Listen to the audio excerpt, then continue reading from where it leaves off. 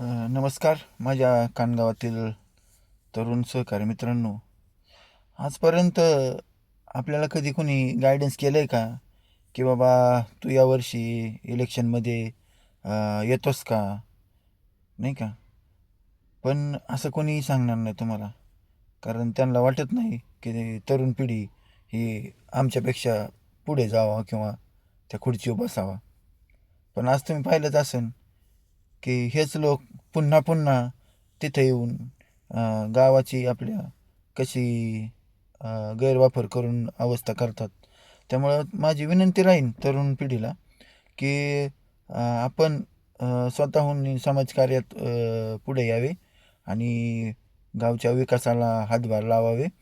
कारण पुन्हा पुन्हा तेच तेच लोक आपल्याला अजिबात नको आहेत.